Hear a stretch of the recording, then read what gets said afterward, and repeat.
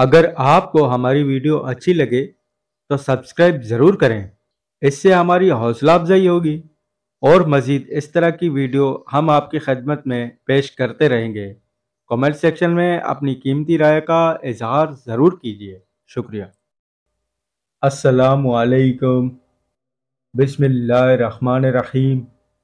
حضرت مولانا عبدالشکور دین پوری نے ایک دفعہ اپنے خطاب میں حاجی مانک کا ایمان افروز واقعہ بیان فرمایا۔ ذیل میں اس کی تلخیص پیش خدمت ہے۔ کرونڈی ضلع نواب شاہ تحصیل پڈ ایدھن سے 15 میل دور ایک بستی ہے۔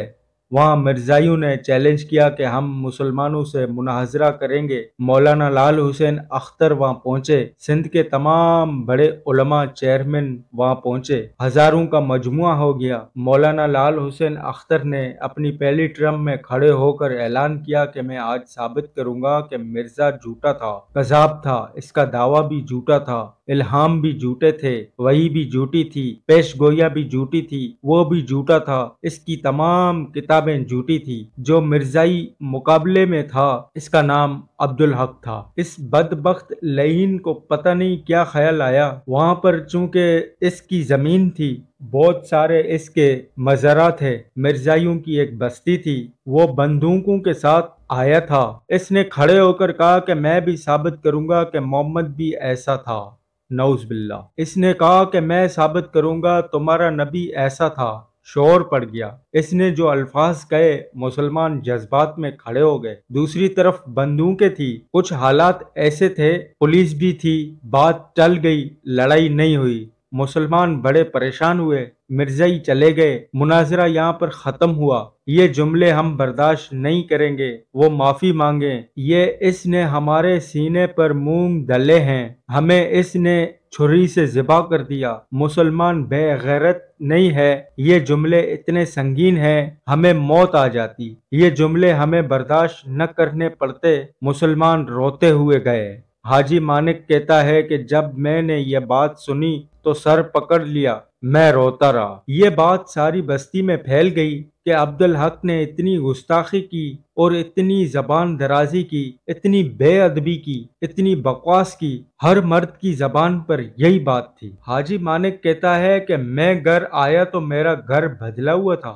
میری بچیاں رو رہی تھی، میری بیوی کا رخ ایک طرف تھا، میں نے پانی مانگا، بیوی نے نہ دیا، میں نے بیوی سے کہا پانی دو، وہ بات ہی نہ کرے، اندر سے کنڈی مار کر کہنے لگی مانک تیری سفید داڑھی، اسی سال تو حج کر کے آیا، گنبد خضرا پر تو روتا تھا، مجھے ساتھ لے گیا تھا، تو نے اپنے محبوب کریم کے متعلق یہ جملہ سنا، بے غیرت زندہ واپس آ گیا، تو بھی محمد صلی اللہ علیہ وسلم کا امتی ہے، میں تیری بیوی نہیں ہوں، مجھے اجازت دے دو، میں میکے جا رہی ہوں، یہ بیٹیاں تیری بیٹیاں نہیں ہیں، میں اس بے غیرت کو اپنا خاوند نہیں بناتی، میری بیٹیاں تجھے ابا نہیں کہیں گی، اتنی بڑی تو نے داڑھی رکھی ہے، اور مصطفیٰ کے خلاف یہ سن کر تو زندہ لوٹ آیا، مر نہیں گیا۔ حاجی مانک کہتا ہے اس جملے نے میرے اندر محمد صلی اللہ علیہ وسلم کی محبت کی سپورٹ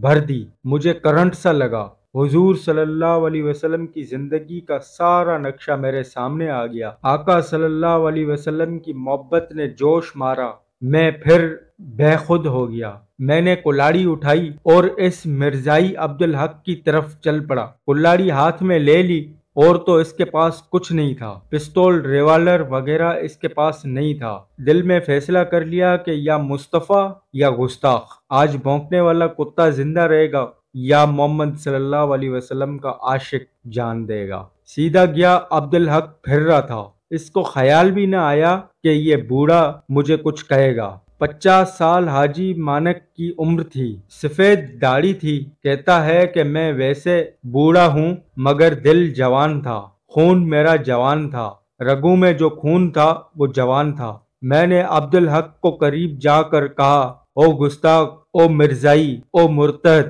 آج تیرا آخری دن ہے، تو بچ نہیں پائے گا، تکڑا ہو جا، محمد صلی اللہ علیہ وسلم کا عاشق تیرے پاس پہنچ چکا ہے۔ اس نے میرے ہاتھ میں کلاڑی دیکھی تو دوڑنے لگا، پاؤں میں ڈھیلا अटका तो मुंह के बल गिरा। ढेला नहीं अटका था, कुदरत ने धक्का दिया। मैं पास पहुंच गया।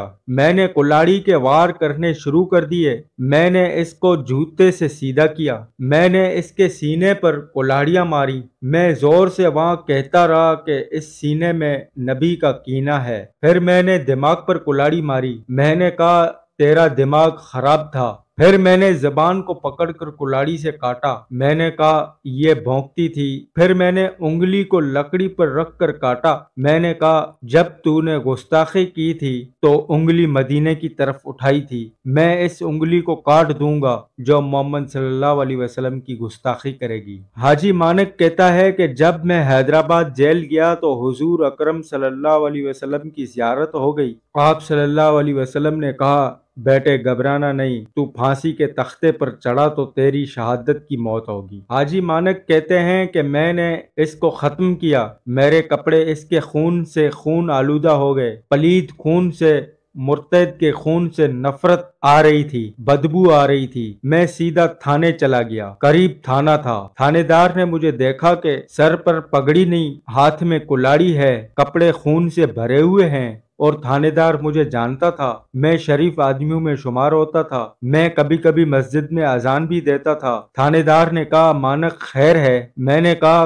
कल जिस मुर्तद ने, जिस लईन ने, जिस गुस्ताख ने गुस्ताखी की थी, अल्हम्दुलिल्लाह आज वो जबान खामोश हो चुकी है। इसके खून को कुत्ते चाट रहे हैं। मुझे हथकड़ी लगाओ और गिरफ्तार करो। थानेदार खुद कांपने लगा, रोने लगा, अपनी टोपी उतार कर मेरे पाँव में डाल दी। कहने लगा मैं तुझे गिरफ्तार करके मोहम्मद सल्लल्लाहु अलैहि वसल्लम की शफात से महरूम हो जाऊं। कहते हैं हमसे वो कारनामा न हो सका जो एक बूढ़े ने कर दिया। हाजी मानक हम तुझे मुजरिम कहें या मोहम्मद का आशिक कहें, हम तुझे हथकड़ी लगाकर मोहम्मद सल्लल्लाहु अलैहि वसल्लम के सामने शर्मिंदा हो जाएं। मैं हुकूमत को पट्टी उतार कर दे दूंगा, मगर तुझे गिरफ्तार करके मोहम्मद सल्लल्लाहु अलैहि वसल्लम के सामने शर्मिंदा नहीं होऊंगा। मैं ऊपर इतला देता हूँ मानक तू मेरा मेहमान है, तू कातिल नहीं, तू मोहम्मद सल्लल्लाहु अलैहि वसल्लम का आशिक है। सुभान अल्लाह। हाजी मानक कहता है उन्होंने मेरी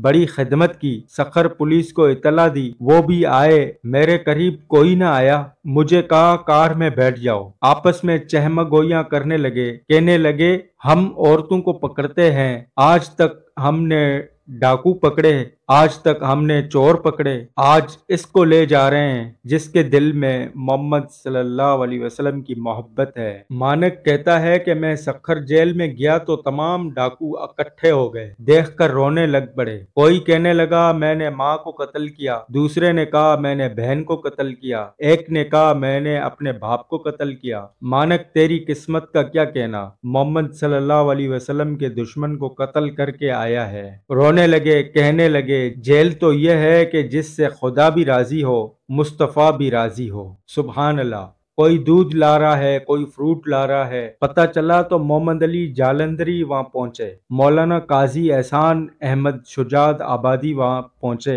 काजी साहब रोते रहे, फरमाया हम तेरी जियारत के लिए आए हैं। मौलाना अमरोटी वहां पहुंचे। कराची से लाहौर तक इसको लोग देखने आए, जिसने अपने बुढ़ापे में जवानी दिखाई थी। मानक कहता है कि रात को मैं ठेड़ी में सो गया। मुस्तफ़ा सल्लल्लाहु अलैहि वसल्लम की मुस्कुराते हुए जियारत हुई। आप सल्लल्लाहु अलैहि वसल्लम ने फरमाया कि तेरी कुर्बानी का पैगाम पहुंच चुका है। मानक न घबरा, वकील न करना, वकालत मैं मोहम्मद सल्लल्लाहु अलैहि वसल्लम खुद करूंगा। हाजी मानक तेरी गैरियत मोहम्मद को पसंद आ गई। मैं नबी तुम्हें मुबारकबाद देता हूँ। मैं तो ये चाहता हूँ कि तेरी पेशानी को चूम लूं। तूने सारी जिंदगी में जो कारनामा किया है, फरिश्ते भी इस पर रक्श कर रहे हैं। लंदन तक के वकील आए, पूरा बुआ चनाब नगर झोंक दिया गया, पैसों के अंबार लग गए, ये सारे जमा हुए। उधर वकालत मोहम्मद ने की, बयानात हुए। आप ये बयान दे दें कि मैंने ये काम नहीं किया।